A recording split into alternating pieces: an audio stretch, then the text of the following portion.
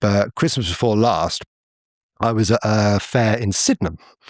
And there was a lady that was at another stall. She came walking around, and I did my normal patter. Do you know about the Crystal Palace Chronicles? And she said, no, but I remember visiting the Crystal Palace as a kid, and I remember watching it burn down. I was 8. That's remarkable. And Pat Cove was her name. And we got chatting further. And so we agreed to meet up, and we were going to record a podcast because her recollections had never been captured before. So we teamed up with Patrick at the Crystal Palace Museum, and they were going to come together with the Crystal Palace Trust as well. And we would get Pat's recollections recorded. And so the day of that recording, it was a Friday. And we were going to record it at the Crystal Palace Museum, an appropriate backdrop. Again, one of the last places that survived the various palace fires. And so Friday morning, I'm driving in to the side of the Crystal Palace Museum because I'm just going to help Patrick set this kind of gear up before going and then picking up Pat, who now lives just up the road in Sydenham.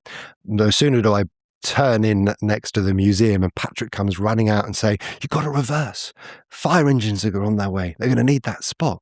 So there I was reversing, and as I do, these fire engines come charging down, sirens blazing down Annerley Hill, and the museum is on fire. Somebody has broken into the under area. It's always the undercroft. Yeah. It seems to be the source of the fire. And fire has been lit. Fortunately, history did not repeat itself on this occasion, and the fire brigade managed to put it out, and the last remnants of the Crystal Palace was fortunately saved. But the really odd thing is, if we hadn't been there on that Friday to record that podcast with Pat, there would have been nobody at the museum. Oh, wow. And so the consequences could have been pretty severe. As it is, there was just smoke damage.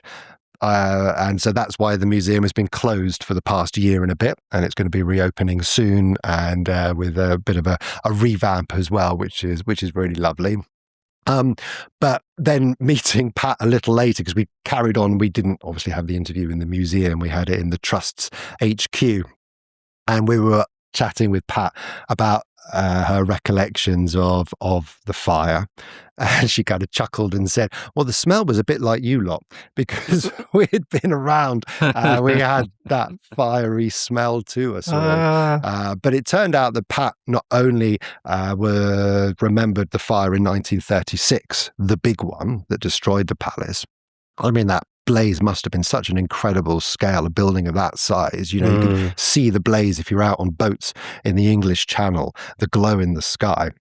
But she was also there in, I think it was 1951, which is when the final part of the palace that had survived, which is I think it was the south wing, it would have been, the little stretch of the palace, like an offshoot of it, that went up to where the Crystal Palace Museum is now, and that's what the School of Engineering that was.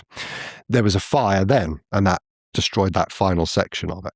And Pat happened to be passing with her husband then, and she remembered watching it, and then noticed a gentleman next to her and thought, that's a bit odd, he's in his slippers, little monogram slippers. And it was Winston Churchill. Whoa. Who had stopped to watch and had famously came up with the quote, it's the end of an era, which indeed it was, the final part of Victorian engineering and ingenuity kind of passing at that point.